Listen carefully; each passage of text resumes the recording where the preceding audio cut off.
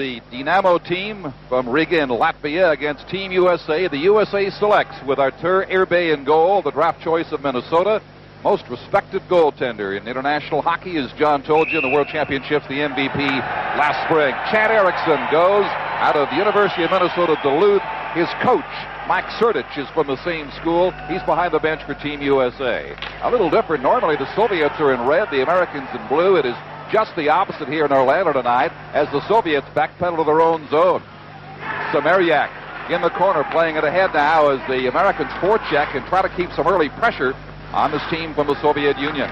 Don, that's the style that the Americans want to try and employ. Attack in all zones to slow the Soviets down. Here they come with Samariak carrying it to the corner, losing it there. David DeVita for the United States clears the zone back to center ice. And the Soviets backpedal inside their line to come forward once again. Again, close checking by the Americans pays off at the blue line. In they come, the flip down to the corner, and the race is on. For the USSR, Chudinov comes up with it, and he gets it back to the blue line and finally out to the neutral zone. Left wing pass for Zinoviev. In across the line they go. Here's the backhand pass coming to the far side. Crunch for the Soviet Union. Takes quite a check in there. Jim Maher for the United States tries to clear. Can't get it out. Soviets keep the pressure on. Good scoring chance there, but McEachran clears. We're on the second minute of play. Good skating, wide open hockey so far between the USA selects and the Soviet team from Dynamo. Here's a chance for the Soviet team, but it's broken up quickly by Maher inside the line. He sends the Americans back with a shot that drifts wide from the stick of Tony Amati barreling in. McEachran behind the goal, tries to center it out. The Soviets come away with it. Good hitting by the Americans early, Don, and it's clean hitting, staying out of the penalty box. Wide open left wing pass. There's a shot, and out to block it is Chad Erickson. Great stop on the play. Still more pressure from the Soviet team. Right in front. The shot goes over top of the net. Blasted high by Fandol. Now for the United States. Picked up by Harkins. Back to the blue line. They take it inside. Irbe beside his own net handles it there. The U.S. puts the pressure on. Coming in is Nelson. He couldn't get a shot away. Larkin with a chance. Soviets come back, end to end they go. Here is the shot, deflected just wide. Almost fooled Erickson on that one. At center ice. Larkin goes down. No penalty call. A Soviet referee, two North American linesmen work the game. That's what's interesting. It's a Soviet referee, and he's letting these players just go out and bang each other. And once again, I'll mention it, that it's clean, solid hitting thus far by the Americans. We now have an offside pass. Here's some of the hitting we were talking about as the Americans move across. Good, clean body check. Great hit on that play. I believe that was Breslin moving across. McEachran threw probably the best hit of the period so far. And also credit Erickson, Don, with a fine save. His first save was a breakaway. Quick shot into a cluster of players. They'll drop the puck all over again just inside the USA blue line with 2.5 minutes gone in the opening period. One thing we've noticed over the years is the fact that the Soviets have picked up their face-off work. Winning draws. It wasn't too long ago they very seldom would win a face-off once they came over to North America. Chance now for the United States. Shot into the Soviet zone. U.S. digs it out. Here's a quick shot at it. Blocked by Irbe. Got a glove up as that puck was headed to the top left-hand corner. The coaching staff for the Soviet Union have talked about Irbe's play this year. We all know how great of a goaltender he is, but he's had some problems concentrating. Not here, though. As the puck's moved in front, there's a quick release. Irbe will go down, yet keep his arms up high, and he's also very good with the goal stick. He won the gold medal in the Goodwill Games against the Americans using the goal stick in a shootout. Breakaways at the end of the game after a tie game. Irbe was great. He's only 5'7", weighs 176 pounds, but he's been the hot goalie of the year for the USSR. Missed the puck in behind, tried to block it there as the Americans play it down. This is Tim Breslin battling forward in the corner for the United States. Now sails in front. He gets some help from Jeff Naparella. They bang away. The Soviet official lets them go right on. Two North American linesmen, we told you. They still have a scrum going on in behind Irbe's net. Finally, the United States picks up the puck. Left in the corner there. For the Americans, Jim Dowd fails to center it out. Naparella gets it free, plays it around to the far side for Dowd in the corner. He's being watched by Zinoviev.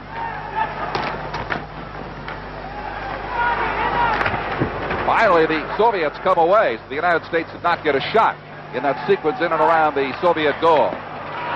Good sliding save there by David Fredowitz of the United States, blocking the Soviet drive from Onarak. Another chance. Eriksson with a save there. The rebound is in the net. Karch, number 6, put it home on the rebound for the team from Latvia. Karch is one of the better puck-handling skilled players for this team from the Soviet Union, and he never stopped skating. It was a good save off the point shot from Chudanov. Good save by Eriksson, and you see Karch. See how he's still moving? Moves in, grabs the puck before anybody can check him, and scores on the rebound. Karch did not stand still. Here's Eriksson's view from the point shot, and the rebound was kicked out front instead of into the corner. 1-0 Soviet Union. The Kakrin with Amati and Harkins on the ice now, and it's whistled down on the offside. With 4 minutes gone, the Soviets lead by a goal. Shudinov and Zanarnak got the assists on the goal by Alexander Karch, making it 1-0 at 3:52 of the opening period here in Orlando, Florida. That gives Karch 5 points in 5 games during this tour of the United States playing against college teams. The Americans penned the Soviets in very well, but did not get a quality scoring chance. Once the Soviet team got out of their zone, it didn't take them long to score. And territorially, they are equal if not superior, but the Soviets get the better scoring opportunity. Another big hit by McEachran. Back in the corner to the left of Yerbay. Big body check on Grigoryev, and he was very slow in getting up. Here we see the the Americans standing up with a good body check at center ice by Mayer. And Bandul, still doubled over very slowly, makes his way across to the Dynamo bench. That's a player the Soviet team can ill afford to lose tonight.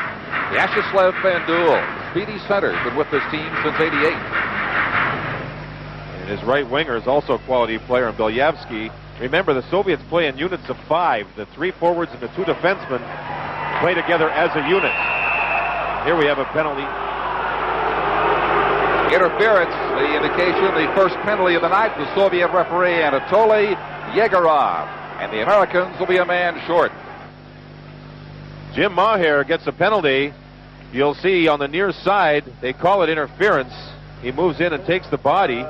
He continues taking the body well after the puck had left the area. So the Soviets get the first power play. They're 3 for 18 during this trip to the United States. 16.6% efficient. Well, they will hope to improve that power play percentage here. With about 4.5 minutes gone in the opening period, Soviets ahead by a goal. And waiting for a new hockey stick at the United States bench is Tony Amante. Has got one now. We're set to go. What the Americans do is keep Amante and McEachran, who play on the same line, as a pair to kill penalties. And that makes a lot of sense when this team really doesn't know each other very well. Well, that's a point that the coach made earlier today, Mike Surdich. We asked who are your penalty killers and your various combinations and power plays. He said, we'll just have to see as we go along. He tried to keep players from the same teams together as pairs or partners on lines as much as he could. So it's experimentation time. The Soviets here at the blue line, regrouping now with Zinoviev bringing it in. And checks smartly at the blue line. The United States doing an effective job of killing off this penalty so far. Soviets so dangerous. Karch playing it in front, nobody home, and is slapped down the ice by the USA. You know, that pass by Karch, I think he thought it was a teammate he was passing to. These teams, Don, in all sincerity, wearing white, it's very difficult to make quick plays to find a teammate in the quick passing Good plays. point. At a glance, you look up and expect to see an opposing color, and it's not your own. So the Americans now slapping it around the boards. Rod Taylor fails to clear. Soviets get a chance again. A centering pass, nobody there. Golfed down the ice by Chris Nelson. Chris Nelson moved quickly to take the body and force the Soviets into the bad pass. Both teams changing on the go now. It is a hot and warm, humid night here in Orlando, so they'll change perhaps a little more frequently. Less than a minute to go, as you saw, in the American penalty to Maher.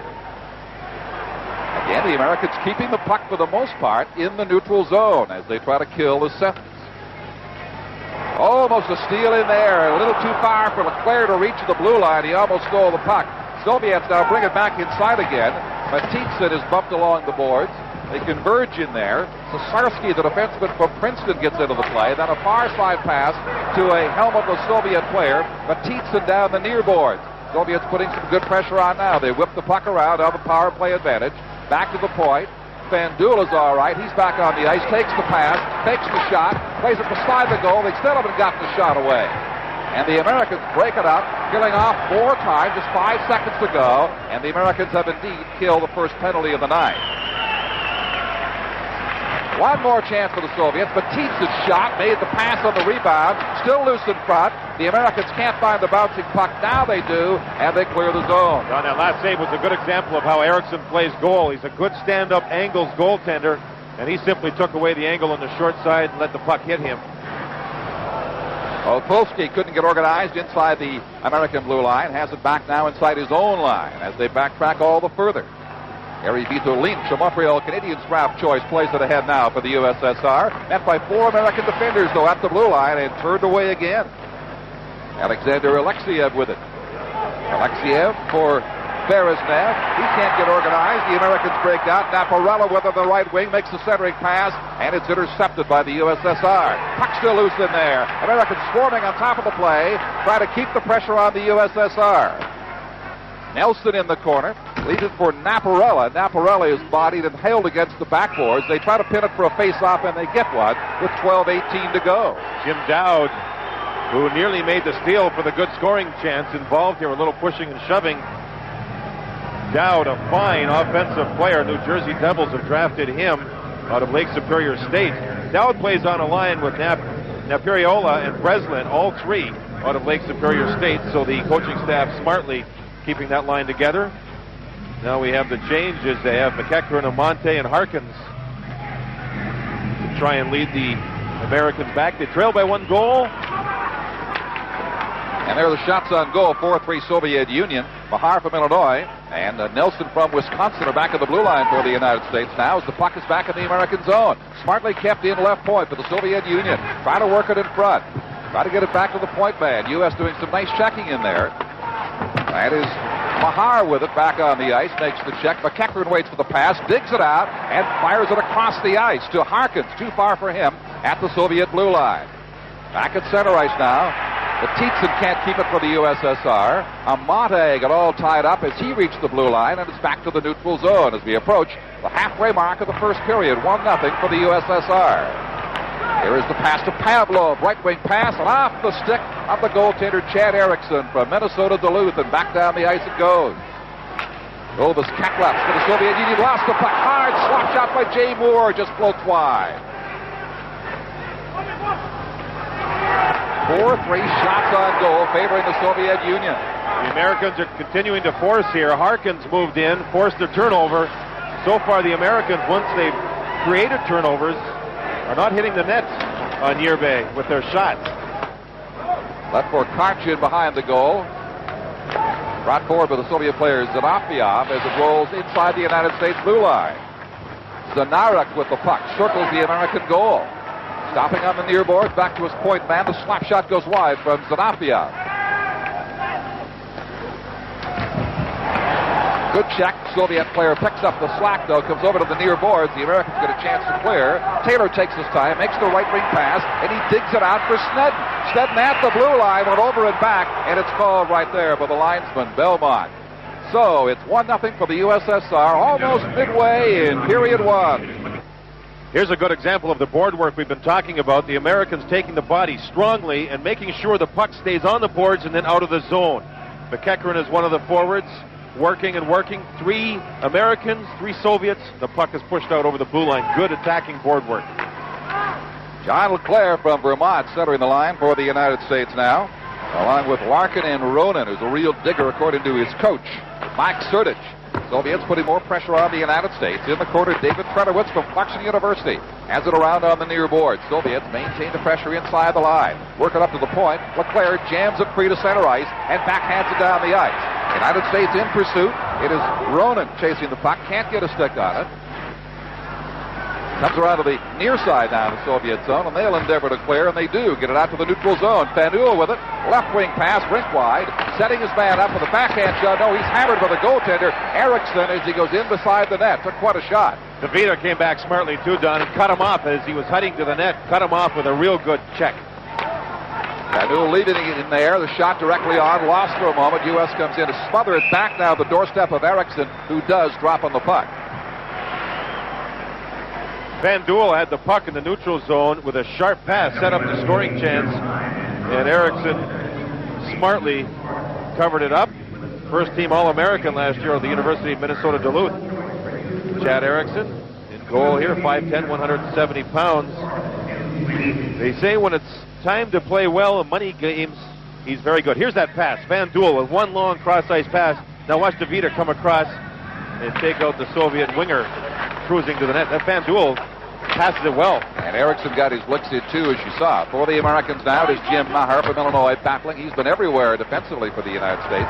Very strong, working there with Chris Nelson as they bump and body the Soviets in behind and finally win possession of the puck. Comes out to Breslin near boards, and he ricochets and relays it down the ice. 9:12 to go now in the first period. The only goal of the game from the Soviet Union for a 1-0 lead. Nelson, they try to headman the puck. They dig it ahead almost to Naparella, but they couldn't get it to him at center ice. Americans try to open the play up a little more now, and they'll come forward, utilizing that speed, certainly in the neutral zone. Flipped out inside the Soviet blue line. Breslin chasing it in there in the corner.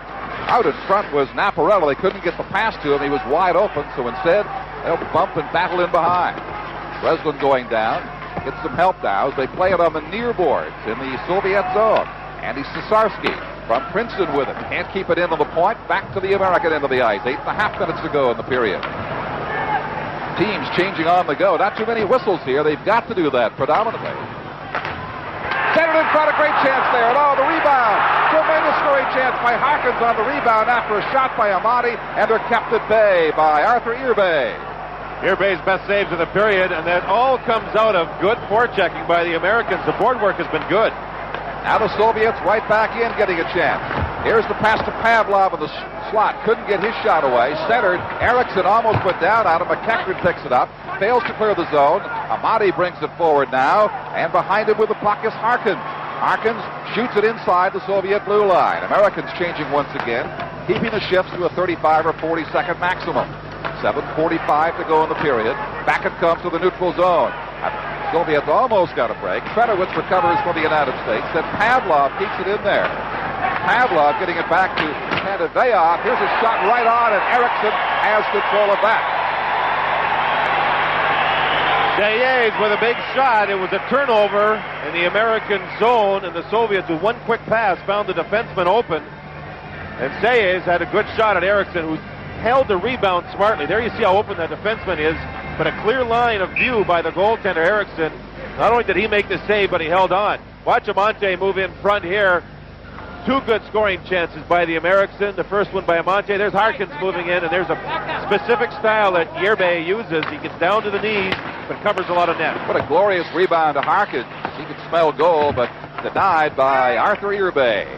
7:25 to go in the period. 1-0 Soviets. Off Taylor's shoulder, the puck goes down the ice. Icing is waved off. Back to collected for the Soviet Union, Dmitry Zanapia. Whistle down in the center ice zone for a face-off. 7:15 to go in the period. Good action, typical action. Skating predominates between the Soviets and the Americans. Now this will be a two-game series in 2 nights. Lots of quick pace in very humid weather. And Don, what the Americans are doing is they have a trainer on the bench who's timing their shifts. And they will go approximately 40 seconds and then get yelled at to get off the ice and make the change. On the left is the head coach, Grabowski, who took a 2-year hiatus from this team and coached in Bulgaria, of all places. Dave Moore is centering Snedden and Taylor on the ice for the United States now, but Karch has it for the Soviets, stopping at the top of the face-off circle in the American zone. Now backpedaled. Makes the pass there, leaves it there for Zanarak. Zanarak circles the net, drops it in front, and hands it right to Dennis Snedden, and it's cleared from the zone. Soviet number 13, Evgeny Samariak with it. Gets it across to Zanarak into the zone. Behind his goal is Eriksson to clear. Play a little sloppy at this stage. The Soviet rudely upended there. Number 13 hits the ice, Samariak. No penalty call from the Soviet official across the ice. He's the man in charge, the referee. Loose puck still inside the American blue line. Backhand shot. Eriksson couldn't find it. It sails wide on the rebound. Oh, boy. Now there'll be a penalty called. And I think it's on the Soviets, number 11. Narok, boy, he put his stick right over top of one of the backs, or the heads of one of the defensemen in front. Taylor was banging, and he drew a penalty. Watch Samarak go down here as DeVita throws the check into him. Much stronger player, and that started the rough stuff during this shift. And in front, this is Narok. You'll see his stick go right back over top of one of the American players. I believe that was DeVita. So the Americans get the power play. Oleg Sinarok at 13:42 gets the high sticking call, so the Americans with the power play opportunity and a chance to tie this game. Interesting, the opponents going against this Riga team, 6 for 21 on the power play, nearly 30% efficient, which is a very high number. And the Americans, in watching this game develop, Don, their power play has got to go to work for them. Try and win this thing. That was the top line, centered by McEachern, almost got it across to Amati. Harkins, the other attacker, and the two defenders are Mahar and Nelson. Long lead pass to the Soviets. They'll try to score in your shorthanded, certainly if they can, but Tietzen drops it inside the line. The puck just stopped there, and Beljevsky couldn't get to it. Here's Amati being sent in. Amati shooting, and a great glove save. The rebound, he missed and fanned on a chance waist high. But Urbe there to be a hero for the Soviets once again in goal. And they clear. Urbe is so calm in there. He gave some room to Amante over to the catching glove side. Amante went to shoot it. Urbe was there waiting for it. Here's Amati again making the pass. Couldn't find McEachern with him. 8 shots apiece so far with about 5:25 to go in the first period. 1-0 for the team from Latvia, Dynamo Riga. Americans changing on the go. Wide angle shot from Sasarsky is blocked. Near boards. Naparella keeps it in play. He sends Breslin down to the corner. Breslin tries to center, dumps it back in the corner instead. Down for the United States. Trying to make the proper play now as time ticks away in the Soviet penalty. Here's the centering pass, and a great scoring chance out there tonight. Sakarski couldn't put it away. Dowd with a shot. Sakarski back on the point, waits for the puck. Soviets killing valuable time here as they rag it along the board. They take more seconds off the clock. Finally, the Americans with it. Here's the pass right in front. Loose puck bouncing free, and the Soviets clear it down the ice. The power play worked well done. Good puck movement, a couple of quality scoring chances. The Yerbe, who looks like he plays goal in a rocking chair, totally relaxed back there, making the saves. They have killed the penalty. Back at full strength now, about 4 minutes to go in the opening period. Pavlov, for the Soviets, brings it down the boards. He is bumped there. Puck taken away by John LeClaire. Right in front, it's left there, and Eriksson quickly has to pounce on it. It remains 1-0 with about 4 to play in Orlando. Game 1, the Soviets and the United States. Pavlov on the draw against John LeClaire. Soviets win it. Shot will fly into the spectators in behind Eriksson with 3:58 to go in the opening period. This arena is the home of the Orlando Magic, the very popular expansion team in the National Basketball Association. I think it will be the home for maybe a season with the new Tampa franchise that Phil Esposito has moved to Florida. Announced today it'll be home job of the NBA All-Star Game, yeah. 92 as well. Here come the Soviets down the left side again with a chance. Eriksson came up and cut the angle down and got away with it against Siplikov, who couldn't get a good shot off on him. Or the United States now. It is LeClaire being tied up at center. Fedorowicz can't get to it. Soviets almost got a break in there, but Ed Ronan is there to block that attempt.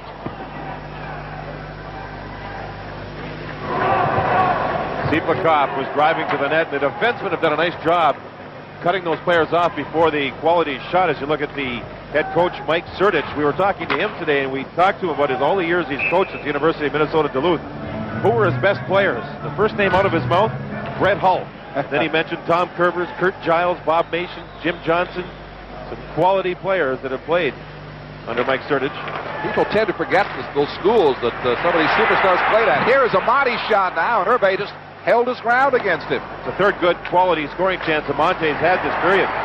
He is everywhere, kept it in play there, but nobody to help him out. Has the puck once again. A busy number 11 for the United States. Shooting it down, in behind the net. Parkins can't get to it. Irbe leaves it for his defense player. John Amonte's a right winger, ends up on the left side for most of his scoring chances. And you see that a lot because players want to get away from their check. So they move across ice to find some open ice. Maher with it down the near boards for the United States. Can't control the puck.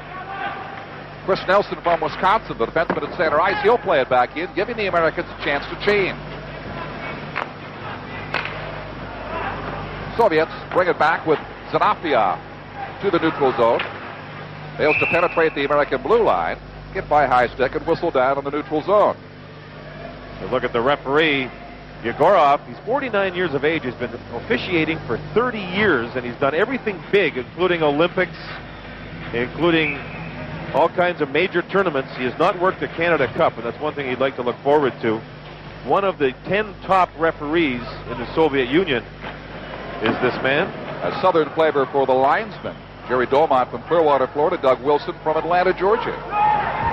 All right, for the Soviet Union now, they make that one last pass that does not lead anywhere for them. Number 19, Dennis Stenton for the United States endeavors to clear as he jams it up the boards against stiff competition. Still battling in there with a couple of Soviets.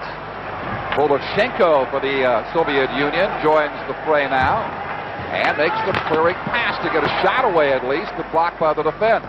2 minutes to go in the first period, 1-0 for the Soviet Union. And the Americans force it free outside the blue line. Here's a breakdown going in. The shot drifts wide from the stick of Jay Moore. In behind the net is Rod Taylor for the United States. Taylor now parks in front, waits for the centering pass, gets the backhand away, and he just steers it off the short side. Nets off the moorings. Play goes right on until now. It is whistled down by Yegorov. Well, a good shift, especially by Moore, who stole the puck off of Van Duel, moved up ice, but missed the net again. Some great hockey here tonight in Orlando. Hope you're enjoying it wherever you might be across the country this evening. It's a 2-game total goal series, by the way. The play does not end tonight. It'll be decided finally tomorrow night right here in the same arena. Bredowitz for the United States steers it across the ice now to partner David DeVita, and the defenseman shoots it inside the Soviet blue line, at least momentarily. Kept in there now. They try to feed Naparella with it. Can't get it to him, and they whistle it down for an offside at the blue line. A minute 26 to go in the first period. What we've seen so far is you look at Jim Dowd from Bricktown, New Jersey. He set 5 national scoring records at Brick, New Jersey High School. Scored 98 points one year there. And he wants, period, to be a hockey player. Lou Lamorello, who runs the New Jersey Devils, really speaks highly about Dowd's ability to see all the players on the ice, Don, and make the fine passing plays. Peter Lynch for the Soviets playing it to the American corner and quickly shot back out again by the United States. This American team can break very quickly, as we have seen, looking for the pass now at the blue line that is turned back with just a minute to play in the opening period. David Trudowitz, rink wide, the relay to the Soviet blue line, skips past the defender there, and then goes into the corner. Naparella gives pursuit, then he's taken down in the corner, and the Soviets clear the zone. Jim Mahar for the United States to the Soviet corner as they will both change on the fly now with 40 seconds to go in the stanza. Cleared carefully. Mahar at the blue line fails to keep it there. For the USSR, Siplikov goes in the left side, drops it behind him, and the pass drifts into the near corner. This is Grigory Pantaleyev. He leaves it in there for Grigoriev. Grigoriev back to the blue line. It's off a skate and out of the zone with 17 seconds to go. Soviets looking for a fast break, one insurance goal before the period ends. Pavlov brings it in and hopes of that. Goes too far. Taken in behind by Maher. Maher riding him all the way around to the far corner. 3 seconds remaining now, and that's going to do it for the opening period here in Orlando. As the United States, step for step, every bit with the Soviet touring team. Shots on goal, in fact, did favor the United States. They outshot the Soviets 11-10, and this man is the difference in the game. Oh, I think Yerbe really forced the Americans to shoot wide on a lot of the shots. The ones they hit the net with, he was very strong, and the Americans made the Soviets pay for any of the scoring chances that they had. 1-0, 1 period gone. Good hockey from Orlando, Florida. It's lead, and the Soviet team dressed in blue. That's the Latvian traditional color for this team. It's interesting in talking to the Soviets, and some of them do speak English. they want it noted that they are from Latvia, and that someday they hope to represent Latvia in the Olympics. They said socialism is great, communism is gone. And they speak openly about it right now. It's amazing how quickly times change. If you look at Erickson, the junior from the University of Minnesota Duluth, the atmosphere has to be more conducive to comfort for the Soviet team. I know they're very uneasy in the Cold War days, but now that things have changed dramatically, these are just athletes here to show what they can do on the ice and enjoying themselves much more in the bargain. The Americans, too, here to show what they can do. Dave Peterson, who will be the head coach of the 92 American Olympic ice hockey team, is here and watching. He met with these players yesterday and talked to them and said he will rate them throughout this two-game series and see how they make out. A lot of kids there would love to represent their country in the upcoming Olympics. McEachran won the face-off against Zanarok. Shot it to the Soviet zone, returned down the ice. Long shot right on Chad Erickson. United States in the white with the red. The Soviets the white with the blue. Soviets now forced to play around in behind the United States goal. Here's Davida making a good stop. Long shot to the point. Rebound. Soviet player might have just sailed in with Erickson over at the other side of the net, but waited to make the pass instead as they buzz around the United States zone. This is deflected from the stick of Zanafiev, high on top of the United States goal. McEachran gets it up the boards now for Harkins. And across to Amate. The dangerous Amate hits the blue line. Digs it back to McEachran. McEachran has it bounced too high, and behind the net, they feed Amate down McEachran beside the goal. The centering pass is knocked down, and picked up by number 11, Oleg Zarnak for the Soviet Union. Gets it across to Semryak. Semryak being watched by Mahar. Now makes his centering pass, and it drifts back to the far boards, and the United States brings it to the neutral zone. Puck loose at center ice. Naparella couldn't get his stick on it. Blue line to blue line they go in the second minute of play of the second period. Play is whistled down now. There's a player down at the bench, the penalty bench. Van Duel for the second time draws a penalty, and for the second time stays down after he's hit. Nelson, the defenseman, hit him back behind the play, and the Soviets will come back with a power play. A few boos from the fans. This is called slashing on Nelson. He interfered. Van Duel went down, drew the penalty, and I think Nelson may have gotten a misconduct on top of it. I saw the signal from the referee. Not 100% sure if it was handed out, but Van Duel twice has drawn penalties by diving, and it's working.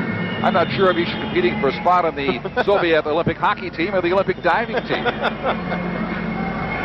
He's made two noble attempts tonight that have succeeded in getting a power play. And here he stays on the ice to take the face-off to help lead the Soviet power play. Marvelous recuperative powers as well. Now that's the European style. They've been doing that for years, effectively. Belyevsky, the dangerous right winger, is on the power play now for the Soviet Union. Both teams scoreless in power plays. There's your shot. Erickson makes the save. The United States recovers, and it is cleared by number 23, Tim Breslin, back to center ice.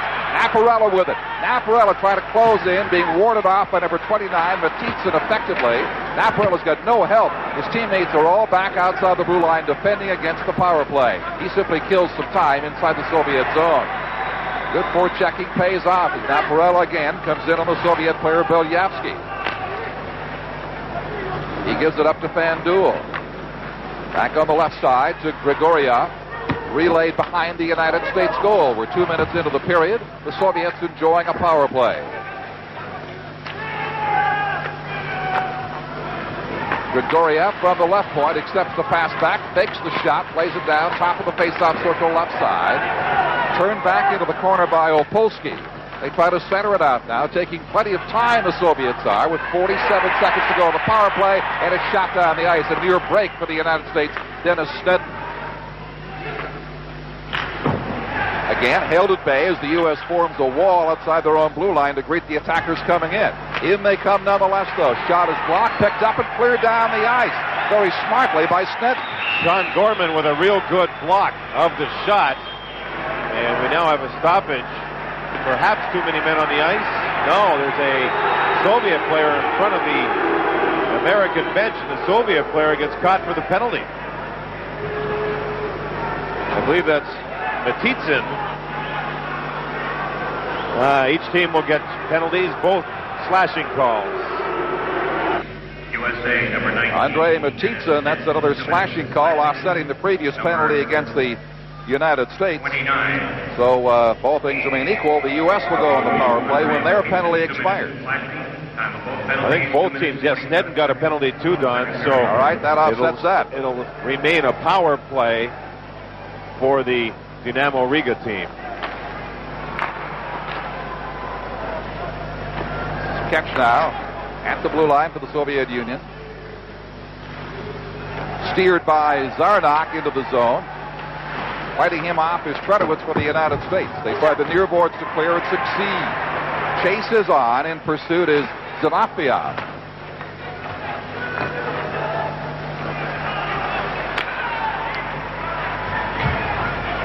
Here is Chudinov. Defenseman coming down the right side. Warded off by Tredowitz of the United States again effectively, and they clear the zone one more time. Now, the American coaching staff felt that their forwards had lots of speed, and we're seeing the speed in this game. They also felt the defense may lack some speed. But so far, the American defense has not been beaten to the outside. They've played it rather smartly, and they've been very strong in pushing the Soviet players off the puck. First penalties expired, so they're at full strength now with the Soviet Union. Just the two offsetting slashing penalties remained in the penalty box. About 4 minutes into the second period, 1-0 for the USSR. Here's a chance now for Zanarak, coming in with a pass, couldn't get it across to his teammate standing in front, Evgeny Semyarak. And the United States, Amati comes away with it down the right board. Big Amati inside the line, setting for the shot, lets it go, and is blocked in front by the sliding defense player. But still in the Soviet zone. Chudinov made the big play there for the USSR. For the United States, now Chris Nelson lobs it in, deflected almost on the net. Dmitry Zanafia for the Soviet Union. As they go back with help from Chudinov now to play it around the near boards and out to the central neutral zone it comes. Zanarnak eludes a check from McEachran. Chudinov takes it back into his corner. Almost had it intercepted in there, but does get it out to Harry Vito Lynch. One of the young players drafted by the National Hockey League, the Montreal Canadiens, on his right. Yeah, that sounded funny when you called him Harry. It's his first name. That's a little different, isn't it? Probably Harry to be correct in terms of pronunciation, with 5 minutes gone on the period. Still 1-0, just that goal about 4 minutes into the opening period, the difference in the hockey game. But both these teams give you the feeling they can put some goals in the net and run up the score in a hurry if they get a break here or there. But good goaltending both ends has prevented that. In the neutral zone, they battle for it. Tim Breslin trying to control the play. Soviets win this battle now and bring it ahead. Delayed penalty in behind. Could have been a hooky call in there, or a high sticking call against the United States. So the Soviet player approaching the blue line. So the USSR will have the power play advantage once again. Jim Dowd gets the penalty as he's hooking up high over the shoulders, and you see his stick sliding up there, and that's why the referee decided to make the call. So the Soviets go on another power play here, the second in the second period. You don't mind seeing a penalty like that call when a stick gets that high up on the player's face. So the face-off outside the blue line with 5 minutes and 25 seconds gone on the period. Soviets with a chance, the power play, to add to their lead. Power plays have not been effective for either team so far tonight, however. The United States has done a good job of staying with the attackers inside their zone. They bring it out here again smartly. Gorman let it slide down the ice. Naparella, the chief forechecker for Team USA, is the lone man up front. Soviets now quickly inside the line. Skating around Tredowitz, the shot is forced wide. U.S. has it, and here's number 17, Naparella watching as Breslin brings it to the blue line and simply lets a long shot go in on airbay. Naparella and Breslin, a terrific job as a pair in the second period, killing penalties, very aggressive. Good speed in the neutral zone, reading plays, and playing well as a pair. They do this also together at Lake Superior State, so they're familiar with this penalty-killing situation, doing a very fine job, as you say. And now number 16 pokes it ahead, Jay Moore. Dennis Sneddon with it. They've negated the Soviet power play almost completely. You're seeing good speed, quick players make for good penalty killers, and the speed of the American forwards doing a good job. Tietzen brought it inside the line, and Moore's there to shoot it out off the referee. Finally, play is whistled down. It hit the referee, went back into the American zone, so the linesman quickly stopped the play, which is a proper call. Now this team from Latvia plays in the Soviet Elite League, and the best-known player they have produced that North Americans may know is Helmut Valderas. He's a prolific scorer back in the 80s with the Soviet team. Took a run of the National Hockey League late in his career. Didn't have much left to offer. With Minnesota, I understand he's now teaching school and coaching in Minnesota. Coaching, that is, in Minnesota. A bunch of young kids. Helmut Balderas and Arturs Irbay, the two big players that have been developed by this Dynamo Riga team over the years. They have more in the making here. Almost a chance for the United States there in front. Nelson got his stick on it. Couldn't control the bouncing puck.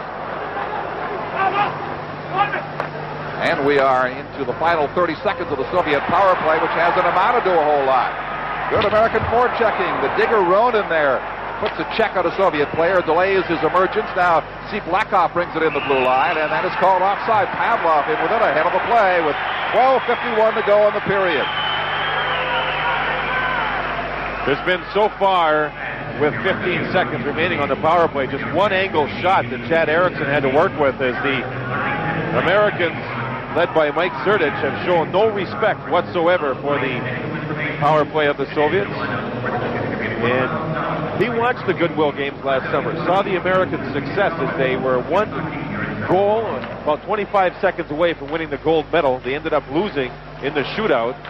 He saw the Americans play very aggressive, Don, and he saw some aggressive play by some of the universities so far this season against his team. So he wants aggressiveness here. Samyeryak gets it back to shoot it off on the point. That shot did not penetrate the defense. Here comes the penalized player Dowd back on her. Look to headman the puck to him. Get it to him over on the far side against Chudanov. Makes his pass in there. Couldn't quite get it on the stick of his teammate Naparella. But the United States now puts the heat on. Naparella wheeling on the far boards for the United States. Digs it down in behind again for Breslin. Looking to center it in front. Soviets coming up with it, however, and they quickly will bring it ahead with 12 minutes to go in period 2. Still 1-0 for the Soviet Union. Taken away quickly from Alexander Karchin. 2-on-2. The U.S. comes inside the line. Nelson with it. His shot drifts wide. Harkins over on the far boards. Leaves it there. Leclerc in pursuit and behind the net. Amati is in front. Here's the backhand drive. Rebound down, and holding on is Artur Irbay.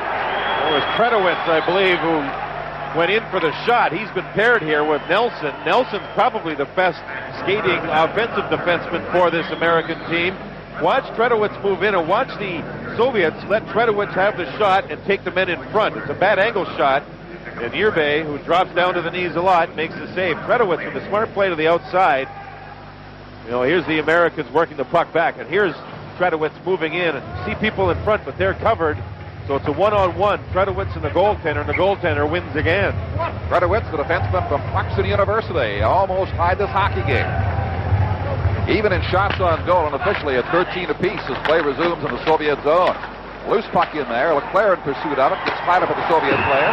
And that'll be whistled out as they get into a fencing match over on the far side. Number 20, Harry Vito Lynch, against the American player Jim Leclerc. And they both will get minor penalties as they go nose to nose. The fans loving it here with lots of intense action. They'll cool off for 2. We'll be back much sooner than that. Stay with us from Orlando. American centerman John Leclerc out of the University of Vermont loses his stick, so he continues to work over Vito Lynch. And the two of them battled. The referee gives them both 2 minutes. The teams will play even. Coincidental minors. 2 minutes for pushing is what it looked like. Nothing more than that. Face-off just on the Soviet side of center. 11.5 minutes to go in the second period. Still 1-0 for this team from Latvia.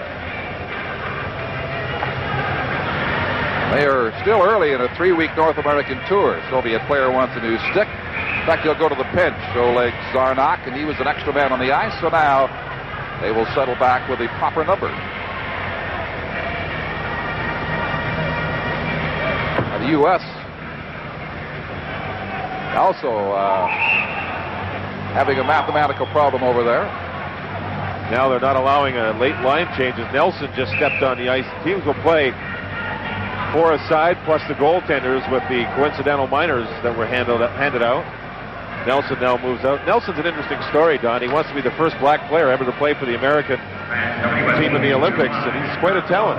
Raised in Los Angeles, playing at the University of Wisconsin. Big, strong kid. Good shape, 8% body fat. Likes to tell you, he's quite a character. Nice boy. Romanos couldn't get it for the Soviet Union. The sticks go high in the center ice area. Soviets deflecting it off the stick of Tomanis into the American zone. But the speedy United States team gets to it first, and they bring it right back at the ice. Moore, left wing pass coming over to Snedden. Down the boards in pursuit for the USSR, Leonid Berezhnev.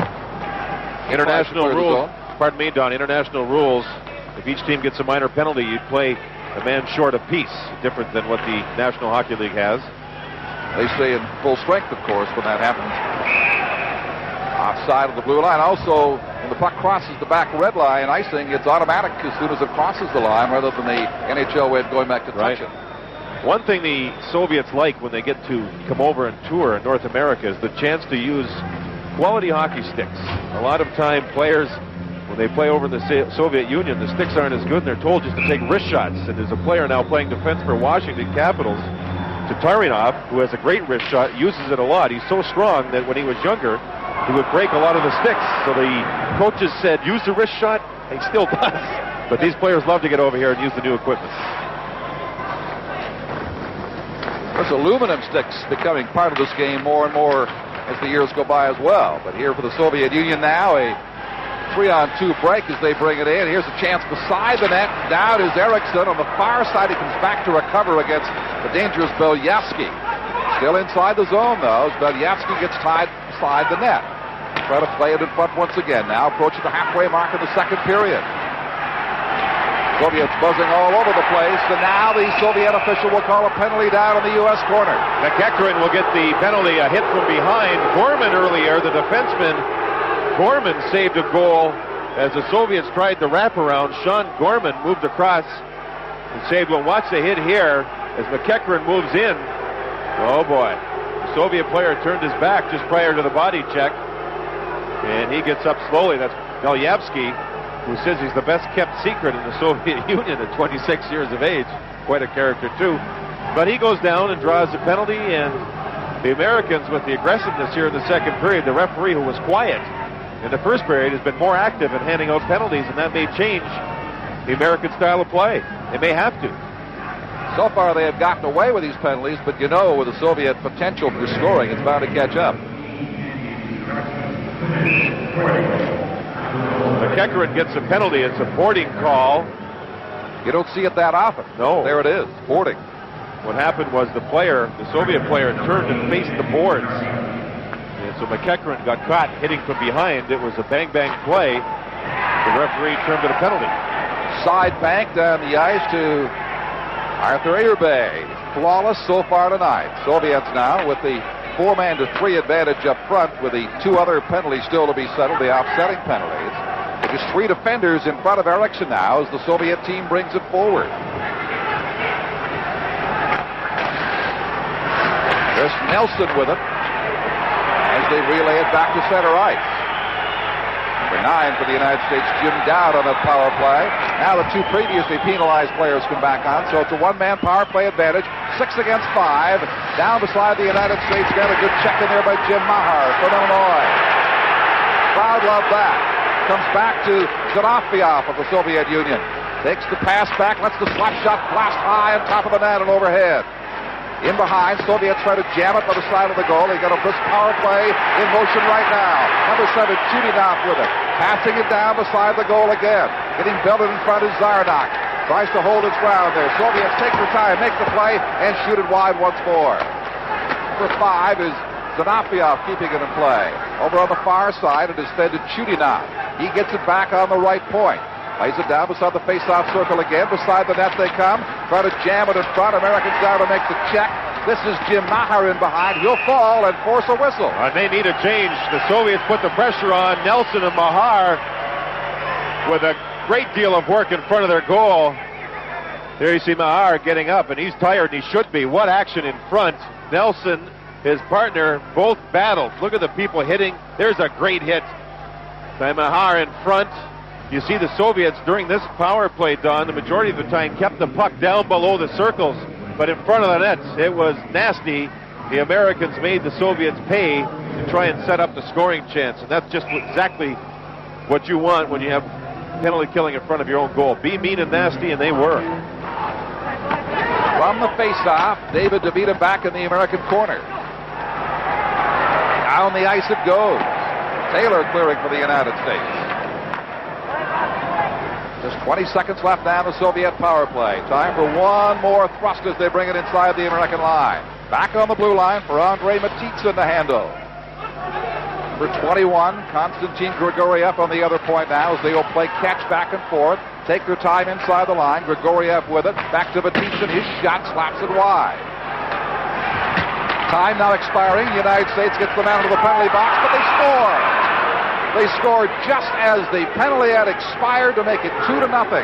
Van Duel will get credit, and his shot was partially missed. He almost banged on the puck, and it squirted through the legs of Chad Eriksson.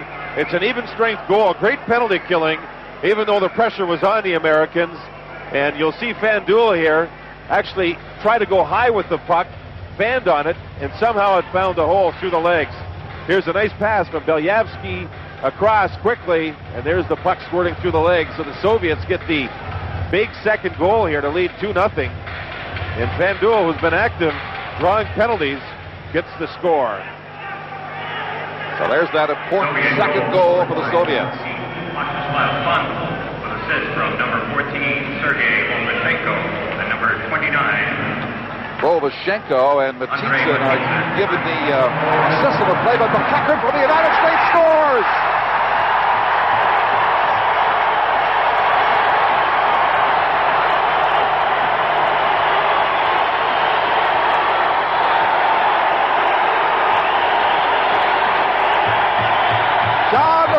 From Boston U. Now they're loving it here in Orlando. A rolling puck. Yerbay goes down, and somehow the puck gets in behind him. The Amante, McEachran, Harkins line on the ice after the Soviets had scored, and quickly they get one back. McEachran, you saw the speed to the outside. You saw him just hit the net, and it found a way through the legs of the goaltender Yerbay. Big goal, and the Americans are right back in this thing. It's a 2-1 hockey game. It's the speed that tells the story. McEachran, the turnover in the neutral zone. McEachran moves in.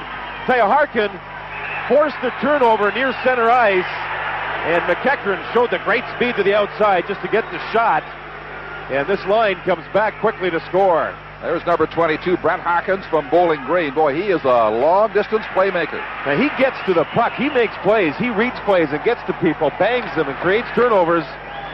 That was a nice play once again by Harkins. He's been very good in this one. We have an offside whistle to the Soviet blue line. New life now in the United States team. They did not sag very long, if at all, after the second Soviet goal, coming right back to cut the lead to 1 again. Sean McEachran, the man with a goal. He's always had great offensive skills, but this year they're talking about McEachran's ability to play the other end of the ice. His coach, Jack Parker, loves the fact that he's now become a complete player. Play in the United States zone. McEachran there again, leaves it for a teammate. From behind his net is Chris Nelson. Tries to clear the right side, left side, gets it up to the center ice zone, back to the Soviet blue line. Soviets backpedaling now to get something organized. U.S. forechecking at the Soviet line. Number 27, Leonid Brezhnev. For Thomas now, across the line. He can't get the shot past the sliding defense from Nelson. Nelson with a good check on him in the corner. Rod Taylor from Ferris State over the far board. Maher comes in to give him some help. Now Nelson, down it again behind the net, will use the boards and clear it down the ice.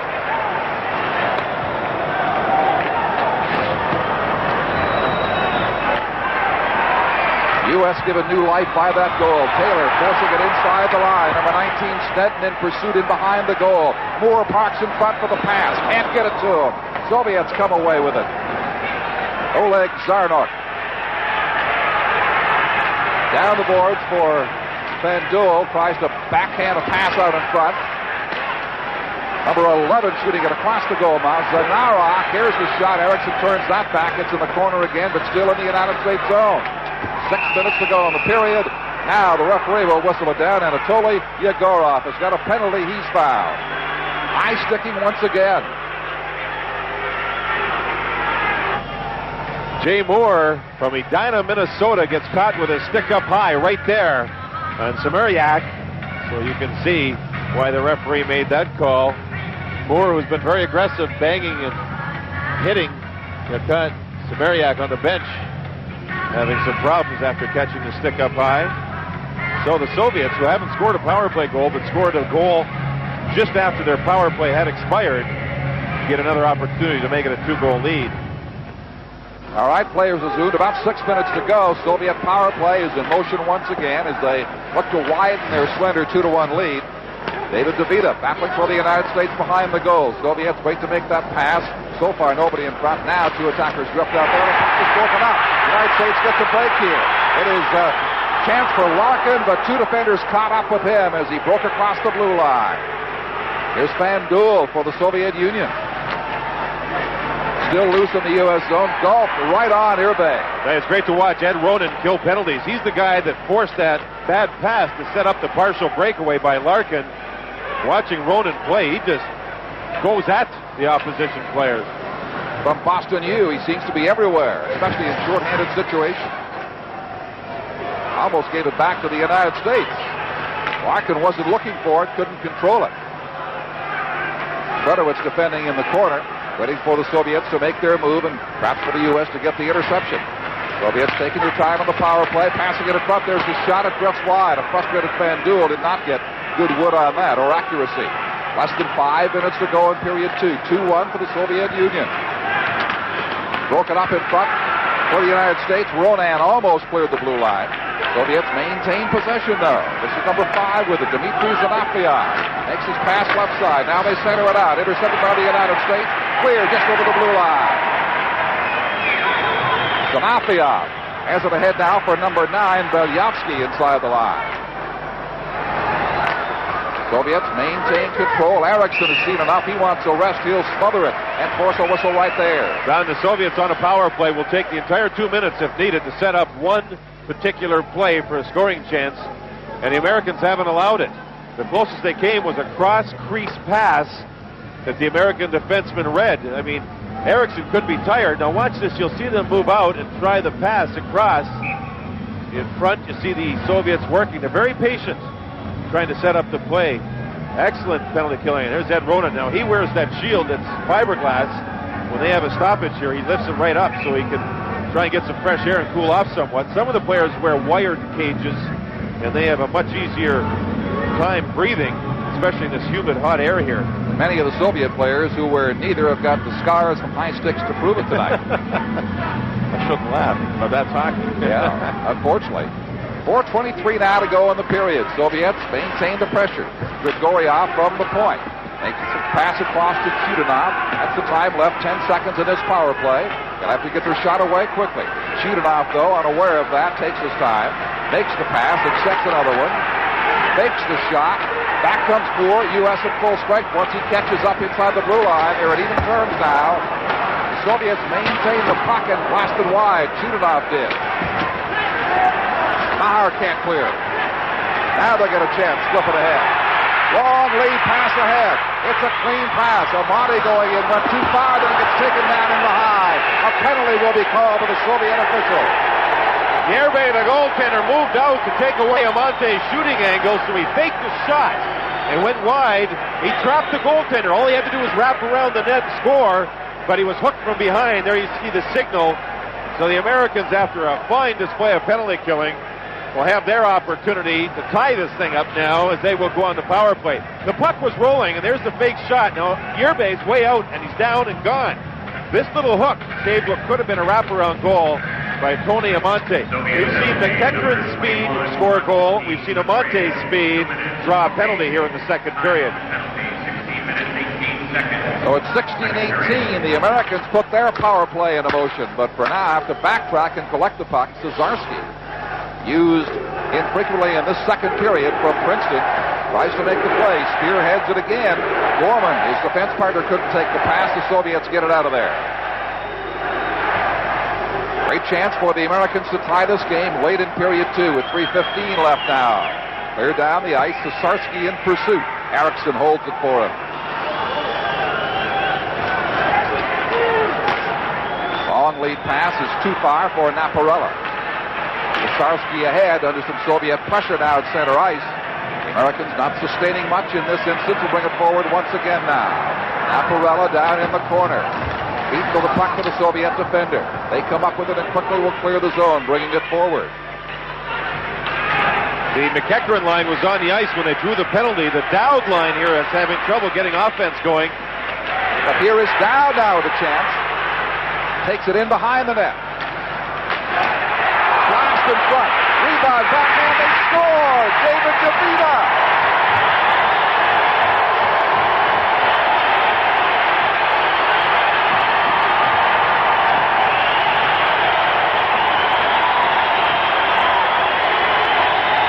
They say DeVita has a better than average shot.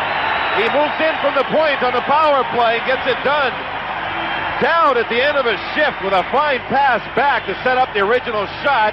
And there you see DeVita not picked up at all. And that's 2 goals through the legs of Artur Ube in this game. There's the original shot. Here comes DeVita, who used the backhand and beats Ube through the legs. And we have a power play goal and a 2-2 score. Dowd and this line had not gotten anything going through about 1 minute 20 seconds of power play. But when they had their opportunity, after a good pass in from behind by Dowd, DeVita scored on the rebound. 17:28 is the time to tie it at 2 on the power play for the United States. So the Americans got down 1 goal, 2 goals, and have come back smartly with the last 2 goals of this period to tie it up. Soviets are far from done yet, though. They swing it in front. Chap broken up by Samariak. United States on a 3-on-2 break, couldn't execute it. Number 25, Ed Ronan.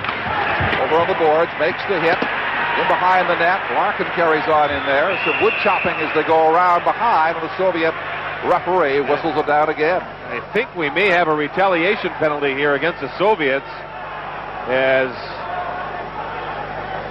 there was some banging along the boards. Ed Ronan will move in, and actually Ed Ronan is getting a penalty. We'll see Ed Ronan move in along the boards here momentarily. There he comes, number 25, and he gets involved.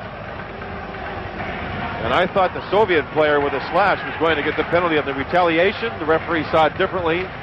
Called the aggressor on the play. Good old-fashioned slash by Ronan. We'll sit him down for 2. 25, Ed Ronan, 2 minutes, roughing. They call it roughing. 18 minutes, 4 seconds of the second period. Something you don't want to do is change the momentum and give the USSR a chance to regain this lead before the period's up. Now, the Americans have spent a lot of time killing penalties here in the second period, and that hurts some of the players on the bench, Don, that don't kill penalties. They don't get that much ice time.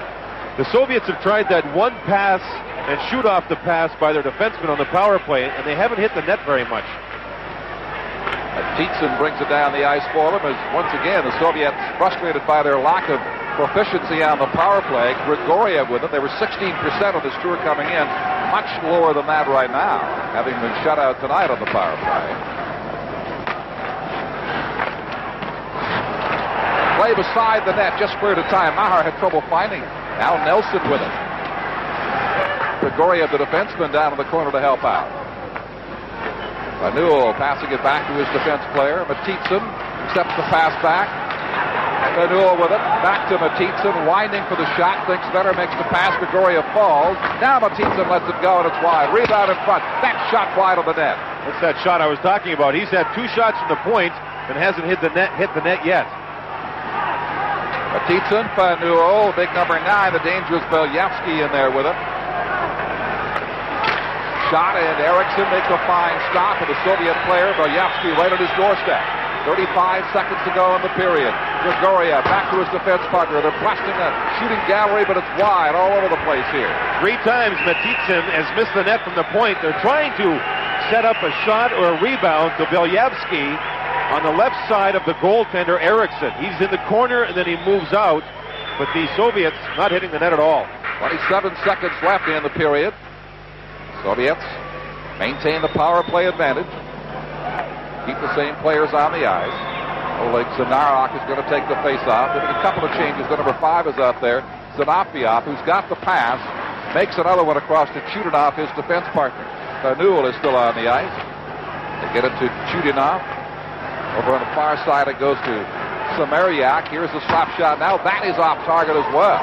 They're bombarding Eriksson, but not with accuracy. 8 seconds to go. They dig in the corner. Soviets might have one more scoring chance left. No, they don't. Hops over a stick down the ice, and that'll do it for period 2. If the Americans can look at their penalty killing, it was excellent during that period. There was some pressure, and watching the Soviets skate off the ice, they're arguing amongst one another about their power play. The Americans penalty killing excellent. The Americans scored a power play goal. I think that was a large story here in the second period. The specialty teams of this man's team. He's got to be very happy. Mike Surdich, again, a team that was put together just 3 days ago, 2-a-day workouts, a skate this morning, and they've come on the ice and they have held this talented team from the Soviet Union even at 2 goals through 40 minutes of brisk hockey action here in Orlando, Florida tonight. It's game 1 of a 2-game total goal series, tied at 2 after 2.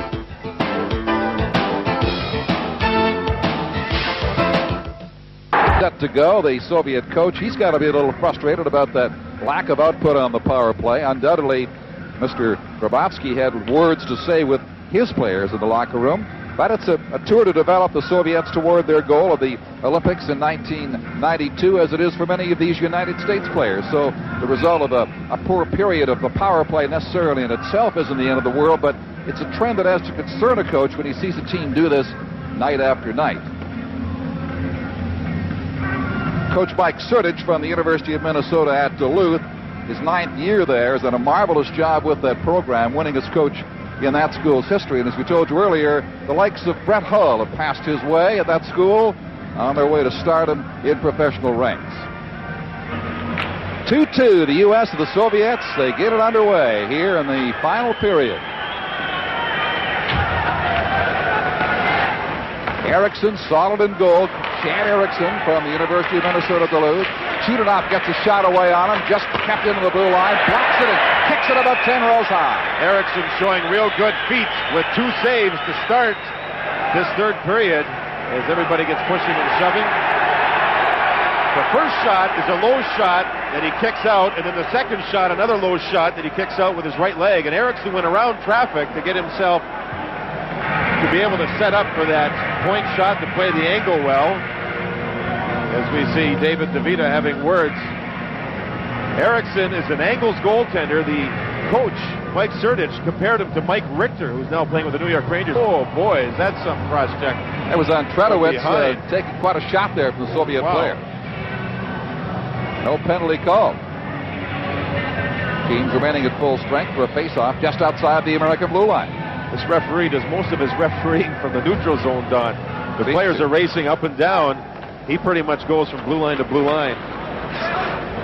Maher gets it across to Chris Nilsson. And watched carefully. Pass eludes Harkins. McEachran there. He's got the dangerous Tony Amati with him. Soviets bring it back up the ice now. This number 13, Samariak with it.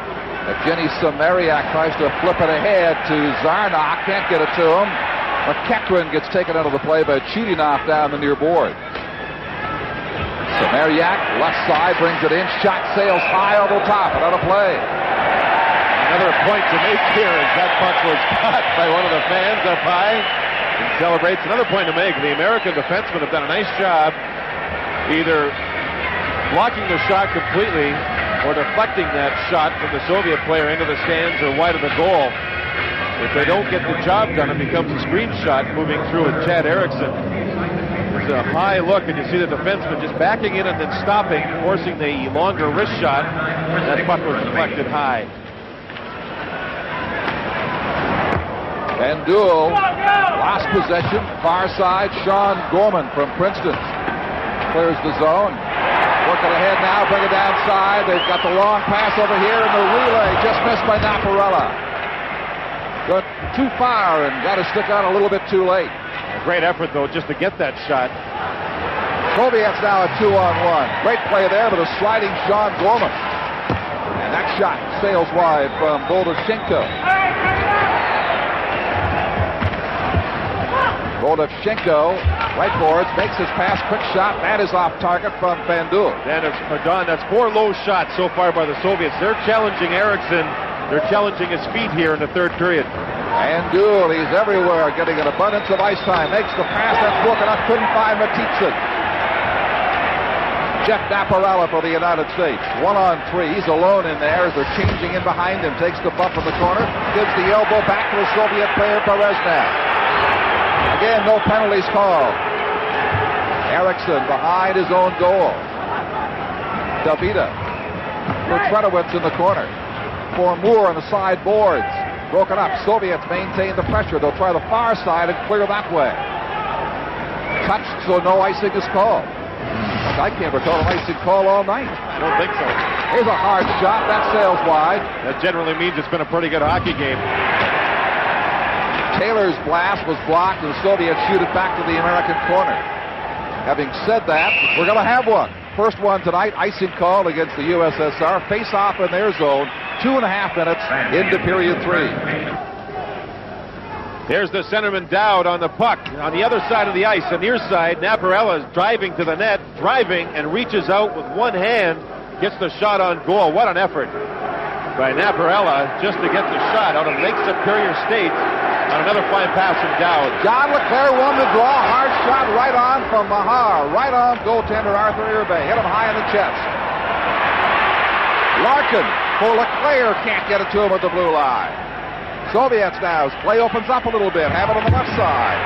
Siklekov over on the boards. He's taken down. Gets up. Play carries right on. Here's Nelson coming in to help. And the referee blows the whistle on that. This is a call against John LeClaire. They call it boarding.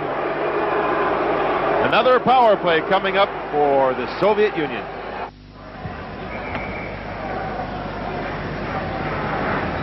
We see the board work, and you'll see LeClaire, number 12, come in late, and they hit from behind once again, and this is what the referee's been calling. 2 boarding calls against the Americans in this game, both hits from behind, and it's something the Americans are going to have to watch for as this 2-game series moves along. LeClaire came from Cape Canaveral to get his man.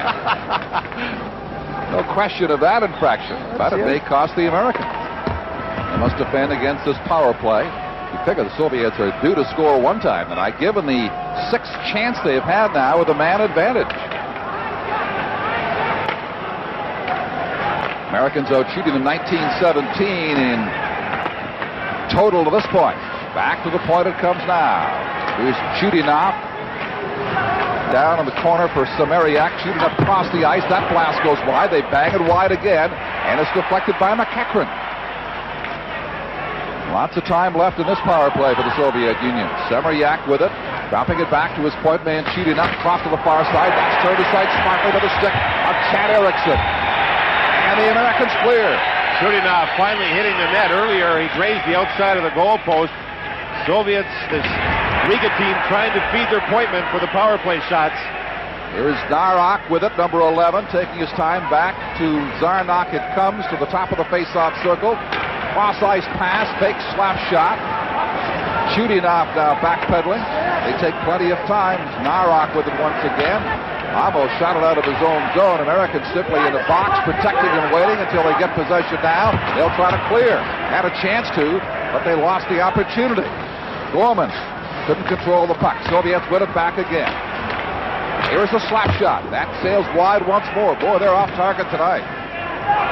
The Americans down low towards the goal. Their defensemen, penalty killing, are playing so good and so tough that the Soviets, this Riga team, have had to use their point men for the shots. There's been no plays down around the goal net of Chad Eriksson. Everything is closed there. Those players are just knocking the Soviets down, leaving no one open. So the Soviets are going back to their point men for shots, way back above the circle. And there's Eriksson taking away the low portion. Good job with the rebound, putting it in the corner. Real sharp. He's gotten sharper as this game has moved along. He's a very calm, collected goaltender. By the way, the face-off will go all the way down to Dynamo Riga's end because a Soviet player put the puck into the stands. Another key face-off for the Americans. Mahar with it. Keeps it alive. Dowd falling on the play. It's taken away from him, and the Soviets will bring it out again. They try to headman the puck. They get it down into the corner to Opolsky, and it's brought back for a face-off. 0 for 8. Wow. The Soviets are the power play. The U.S. has cashed in and one of just 2 opportunities here. They bring it out again with McEachran, getting it across on the right side. Monty in the corner. Out there with Brett Harkins. This line has been very effective. They can explode on you. Tredowitz keeps it alive for them down into that Soviet corner again. Harkins. McEachran. Well, the Soviets, Berezev tries to come in and help out. Here it is out in front. Amati's turned around, couldn't get good wood on that, falling as he shot it. The Soviets clear the zone. How did Amante get that off? He hasn't finished a lot in this game, but he's had a multitude of scoring chances because of second efforts. And goal scorers, they find a way to get second efforts. Long rink-wide pass right side. That shot goes wide from Ilmars Tomanis. 9:20 to go. The third period tied at 2. Soviets, no wood on that for Ketlaps. Defan. They battle in behind for it. Tomanis comes in to try to pick it up for the Soviet Union. Dowd gets there first.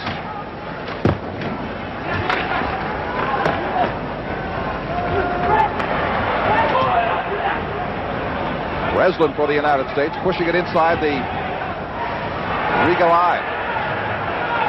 8:50 to go in the third period. Still 2-2. Long lead pass flicks. Taken down smartly by Nelson is Gregory Pendeleyev, just as he's about to unload. Here's the shot. That's blocked and set wide. Nelson makes a stick check of the corner of the Soviet player. Got too fancy with the puck. Blocked the pass out. All around the net they go. They try to turn it around and sweep it in, and the Americans come up into a Dowd. In behind, 2 players tangled up on the far end, right in front of the referee, Yegorov, and there'll be penalties here. It's Pendeleyev and Nelson. What a battle that was. The Soviets putting some of their best pressure on in the American zone, and you see Pendeleyev showing lots of strength as Nelson, the bigger player, really has to work him to knock him down. Finally gets him down. They became entangled and both ended up getting penalties. The Soviets, Pavlov, Pendeleyev, and Siplikov as a line, numbers 30, 28, and 12, with one of their best shifts in this entire game. There's Pendeleyev now getting to the penalty box. Excellent effort by that Soviet Union line. This was well in behind the play. They had their own private wrestling match in the corner. The puck is way up near the other end of the ice, and they continue to battle one-on-one. The referee let them go for a while, finally blew the whistle, and handed out penalties. We've seen Nelson skate well in this game, Don. He can play either forward or defense, and that's one of the reasons why you see him joining the play quite a bit. Here's the play behind the net as the Soviets move in front. Oh, pardon me, there's Amante. What a shot, what an effort as he was all tied up. McEachran and Harkins were in deep to feed Amante in the slot. Amante with great second effort just to get the shot, was robbed again. It's got to be close to a half a dozen shots of the 24 that the Americans have been registered by Amante in this game, yet he hasn't scored.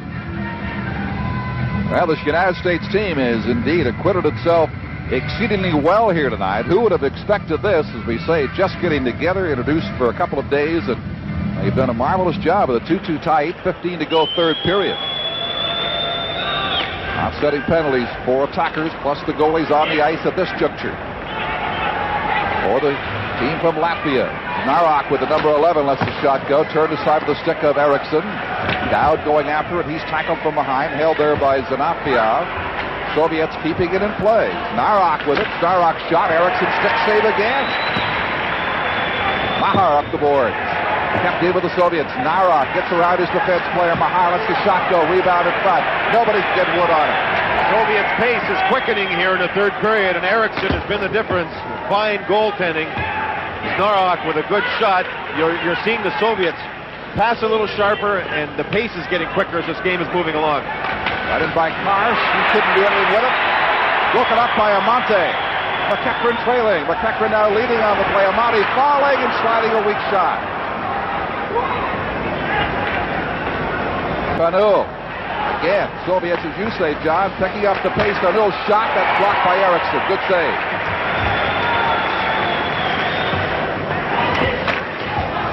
duel, tries to center it. It's bumped off the puck. Amante for the United States makes a picture play, and it just missed from the short side, relaying it across the ice to his defense player, Andy Cesarski. Cesarski was wide open. He was on his backhand side, though. He's a left-hand shot. Amante will move into the offensive zone, stop and read the play. Now in front, there's Cesarski, but he couldn't quite get the shot. Cesarski joining the play, the defenseman joining the rush. It makes it a four-man rush. And that shot that pass just got away from Cesarski. It was a beautiful setup as Amante, towards the end of a shift, made the pass. And there you see the players lifting up those plastic visors, face masks, to get a little fresh air. Clear the fog, defog them if they can. 6:52 to play in the third period. 2-2. USA got down by 1, then by 2, and has come back smartly to tie it in the second period. 23 saves for this young man tonight from the University of Minnesota at Duluth. He is a junior. Well, they talk about him as a money goaltender, making the big saves at important times. He's made about 4 of them here in the third period. Face-off, by the way, outside because Cesarski pushed the net off the mooring. Vladimir Sipnikov shoots it down behind the United States net. Pavlov goes to the near boards to find it in the corner, leaves it in there. Americans come away with it. David DeVita, he scored the tying goal in the game. He sends Ronan away on the right side. His shot drifts off target. Still in that Soviet zone. Ronan kicks it along the boards. Over on the far side, Larkin couldn't catch up with it. And the pass ahead, Soviets to the neutral zone, trying to headband the puck, get it inside for Pantaleov, and he scores! It dribbles in!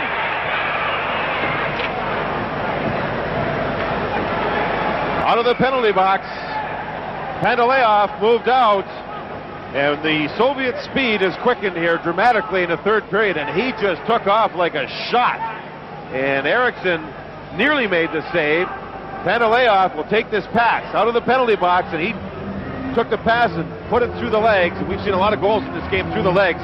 Don, the way he took this pass to turn around and move into the offensive zone was something to marvel at. He almost had to do a spinorama backwards to frontwards to collect the pass and then move into the offensive zone. He was fresh out of the penalty box and took advantage of the pass. A nice play. Eriksson got a considerable portion of that puck, but just couldn't handle it. It just trickled in. There he was. You'll see him collect this pass and have to turn around. I mean, and he never stopped his legs. His legs kept going the whole time that he accepted the pass. I think what's fooled the goaltenders in this game, and you're seeing goals through the legs, is the fact that the puck's been rolling. A lot of times the shots have been taken, and somehow they're finding the holes through the legs. Well, the U.S. came back very quickly within 13 seconds after the Soviets had taken a 2-0 lead. They try to respond in a hurry here in the Soviet zone. 5:52 left in the third period. And, of course, they can reload tomorrow night if they can keep this even within a goal for the second part of this total goal series. Net off the mooring once again to the left side of Arturs Yerbay. It's Arturs in Latvia. The rest of the Soviet Union, it's Artur. And he likes Arturs. Arturs, the S on the end. He will be going to play in the Super Series after this tournament to play for the Red Army team against the National Hockey League teams. And he's not real excited about it. He's got a young wife and a young daughter at home. And I think he'd just soon get home. This is a 3-week tour as it is for the club from Latvia. Dynamo Riga. And now to about 5.5 minutes. Time remaining here is Taylor has it for the United States. Can't organize the play. Flip it inside the blue line. Soviets with his 1-goal lead now. Snedden down beside the goal. Plays a relay in front, and they couldn't get it out in front to Jay Moore, who got in behind the net. Don, remember it's a turnover right here. Almost intercepted there. They do keep it a bit. The linesman said it came out, and nobody else in the building saw it. Now the referee says it's a hand pass. No. And there's no way that was a hand pass because it deflected off a hand of the American, and you see Mike Surdich with a little smile as the Soviet official made the call. Now remember this, it's a 2-game total point series. Watch this as he calls this a hand pass. He went to knock it down and missed. He went to another American player, so the referee made the call. I don't think it was a correct one. Anyway, a 2-game total goal series. The Americans are trailing by 1 here, getting late. No sense in opening up and end up trailing by 2 or 3 goals with another game remaining. The 2-game total goal series makes for different hockey towards the end of the game, the first game of the series. Punching check thrown in there on the Soviet player's Narak. He carries on in the U.S. zone. Vandul, far side, 2 American defenders on him. Tietzen gets a chance. Vandul plays it back left side. Delayed penalty is indicated by the Soviet referee. And the U.S. touched the puck right now. The penalty is called. So the USSR will have the manpower advantage once again. 4:47 to go in the third period. It's 3-2 for the visiting Soviets in Orlando. Good punch to the back of the head. The referee spotted it, roughing the call. 4:47 left on the clock here in the third period. Power play for Dynamo Riga, and it's a 3-2 lead for that same team. An ill-time penalty for the United States, trailing by a goal with 4:47 to go in the final period of the first of 2 games. Game 2 tomorrow night, 7:30 Eastern. Join us live for the windup of this very exciting hockey series. The USA selects Soviet team from Dynamo, Riga, Latvia. Vandul now keeps it alive. Tietzen with it, gets the puck back. Soviets try to work closer for a shot. They've been wild from way back.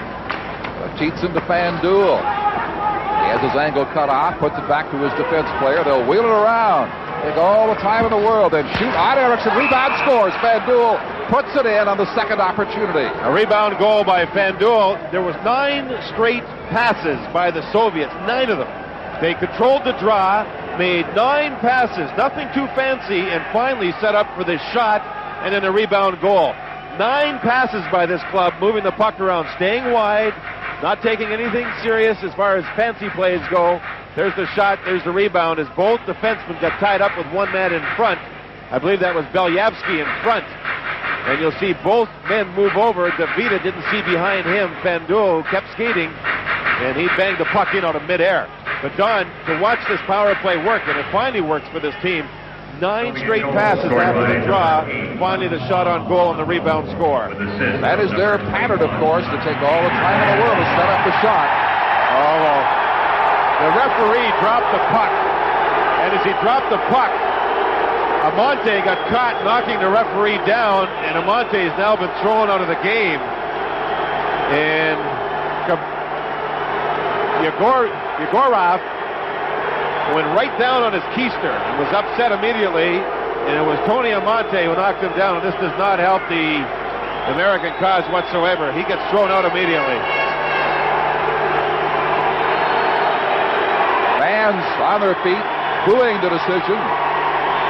It was right off the center ice face-off. Yegorov, as Nelson appeals, Yegorov with 4:18 remaining, tosses Tony Amante out. The Soviets lead by 2.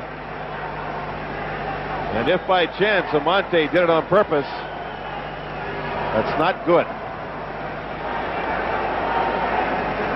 Frankly, we didn't catch it. It happened so quickly just on the face-off there. It was really hard to tell what did happen, but Mike Surdich has lost a fine player, at least for the balance of this night. Now, the fans in Orlando get a chance to watch too much hockey, and they're going back to a habit that we used to find 15 years ago in this game. You don't see any more generally is throwing debris on the ice. Delaying matters all the more. But it's a very dangerous practice to do this.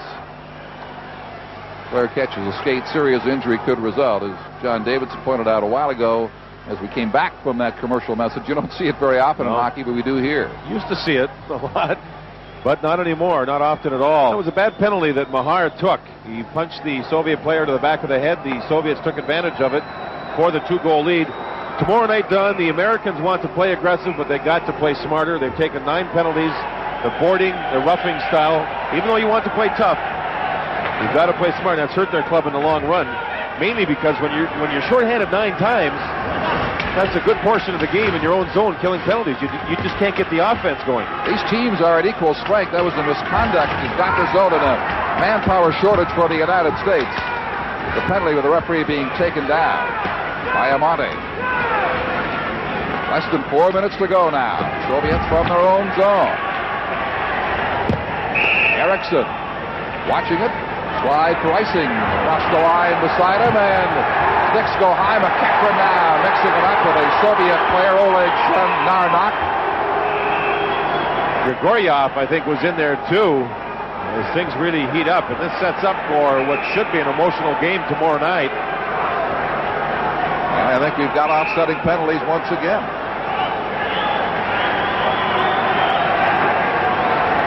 The referee sending a man from each team, McEachran from the United States, going to the bench. McEachran has been named the Budweiser Player of the Game for Team USA. He had a real strong game along with Tony Amonte and the left winger Brett Harkins for the majority of this game, but the penalty killing Fondy, I think, wore the Team USA down a little bit, and the Soviets picked up their offense the more power plays they had.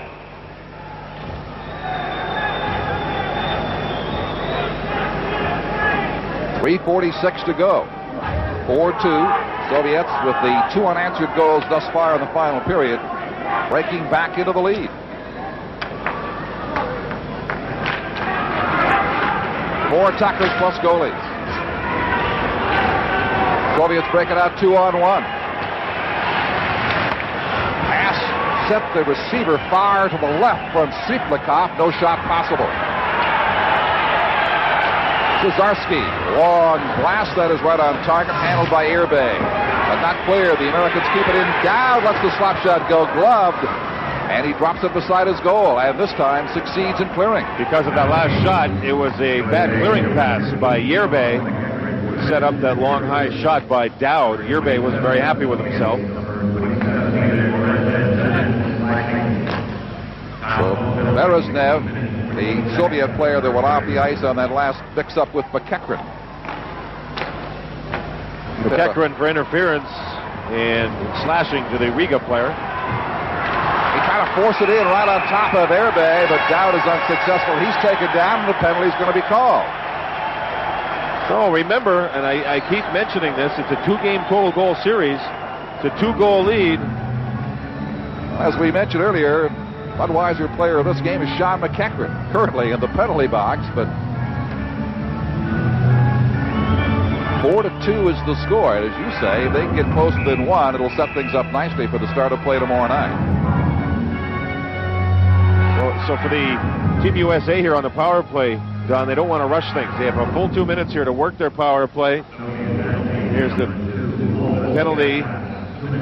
Goes down and it tripped up. Katlabs took him down, and we'll take 2 minutes off for it. At 17-12, he gets the gate for tripping. What will hurt the power play here is the fact that Amonte's gone, ejected, and McEachran's in the penalty box. So 2 of the best offensive players for Team USA not available for their power play. Leclerc and Larkin up front with DeVita and Predowitz defending in behind them. 4 attackers to 3. Leclerc bangs away and gets run out of the face-off circle along with the Soviet player. So number 5, Zvenyov, will try it against his counterpart Larkin, who wins the draw, but they couldn't keep it. The Soviets clear. Leclerc, a big grinding hitter here in this game, has come back from a series of injuries, Don, and he's picked up his collegiate play throughout this season. He's gotten better in this game. This is Larkin down the near boards, leaving it for DeVita, but it is offside on the play. Face off at the blue line of the Soviet team. 4-2 they lead, 2:29 to go. The Soviets now have outshot the United States, 28-26. You try and talk about players who play well. We have to talk about Artur Irbay. Congratulations to him, the Budweiser player of the game for Team Dynamo Riga. He was especially sharp in the first period when the Americans had the majority of their scoring chances. David Predowitz from Clarkson University brings it inside the line with Leclerc and with Larkin, but they can do nothing with it. Soviets jam it back out of there again. Long lead pass, that is broken up with Kersh in pursuit. About 2 minutes to go now. Larkin for Leclerc. Being watched in the corner by Chudinov. Flipped high and out of the zone, all the way down the ice. Very dangerous player, Belyavsky on the ice, makes the pass, and Eriksson just steers that off target. What the U.S. doesn't need is to go down 3 goals here with tomorrow's game coming up in a total goal series. They'd love to get one right back. Dowd swings in front, leaves it there, and behind the net, taken down on the play. Penalty's going to be called again. There'll be another manpower advantage for the United States. The Soviets finally will come in and touch the puck, and the penalty will now come into effect. And I think it's Grigoriev will get the call. Dowd smartly in the offensive zone had the puck. He was hooked up a little bit, so he spread out, took the dive, and it was a smart play. Here you see Dowd going wide in behind. There's a little hook. Now watch the legs come up as Dowd goes down. It was smart. It's late in the game. There's 1:29 remaining, but perhaps this will give Team USA an opportunity to get back closely. A timeout's been called by Mike Surdich and the American squad to try and set up this power play, and the face-off will start in the Soviet zone. Konstantin Grigoriev in the penalty box while they take that timeout with 1:29 remaining. And how much is left on the other penalty? Will this be a two-man advantage? Well, we don't have the luxury of penalty clocks in the arena here. They give you running time and shots on goal, so we'll have to do some calculating. Looks like it's 58 seconds of two-man advantage by my calculations, I think. I might be wrong on that.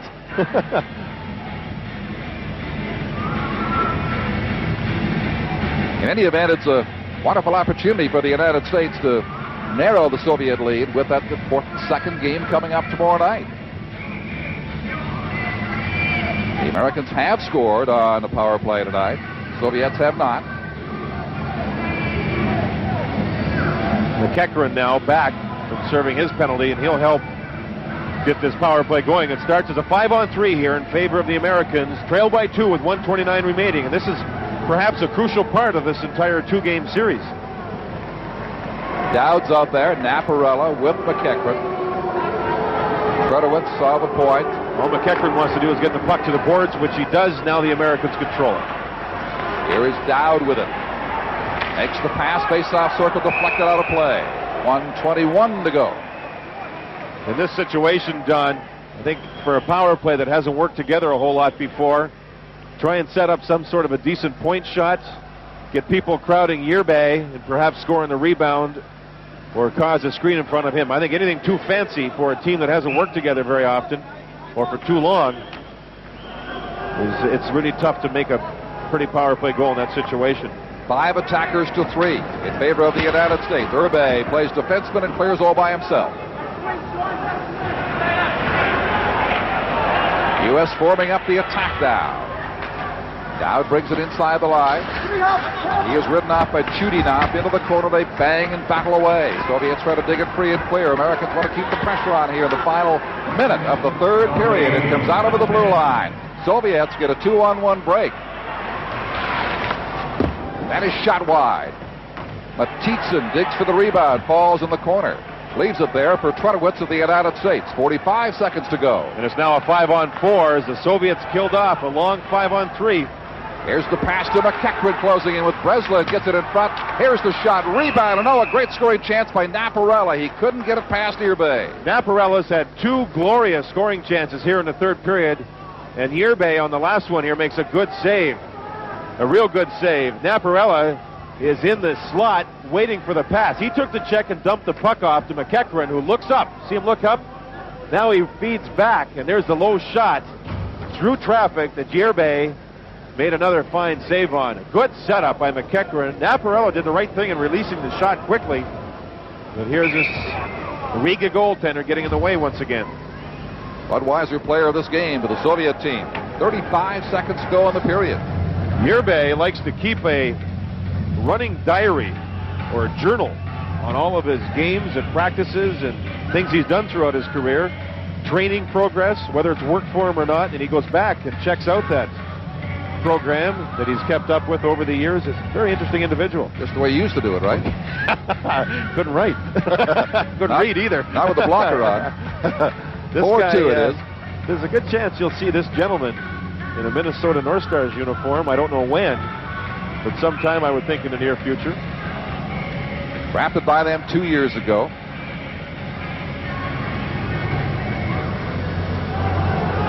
All right, McEachran on the draw for the United States. Puck rolls into the corner. Zanafiev for the Soviets tries to clear. Linesman gets pinned in the fray over there. Soviets finally clear the zone. 25 seconds left. Good penalty killing here by the Soviets. What could have been it is a 4-2 game, could have been 4-3 with that 5-on-3 opportunity. Big portion of the game for the Soviet team. Power play continues. One more chance close in for Naparella, and smothering it is Urbe with 10 seconds to go. Naparella and McEachran moving in on Urbe, moving wide. And Urbe will drop down to his knees, put the goal stick out, and try and force the player into the move. Here's Naparella moving in, but see how he has to come wide? Never gets a clean shot away. McEachran followed up looking for a rebound and couldn't get to it. The Americans forwards showing some pretty good speed to the outside. Well, they surely in this situation missed the likes of Amate, ejected for running into the referee right off a face-off and getting a misconduct for the night. Well, I really miss Amate on that 5-on-3. And that should just about do it for the evening in terms of scoring. And with 3 seconds to go, it's back in the United States zone, and the Americans will start off tomorrow night. 2 goals in arrears. The 2 goals they gave up to the Soviets in the third period, breaking a 2-2 tie in Game 1. 4-2 is the final for the visiting team from Riga in Latvia. We talked all game about the American penalty killing. Finally, it caught up to them as they took some unnecessary penalties in the third period. Then the penalty killing showed late for the Riga club. I still think that this should be a very interesting contest tomorrow as some of the players shake hands here. We'll have Game 2 for you, 7:30 Eastern Time tomorrow night. But here is the man of this hour for the Soviet Union, Artur Urbe. Handshakes all around for an exciting hockey game. This crowd here in Orlando loved. Hope you've enjoyed it too.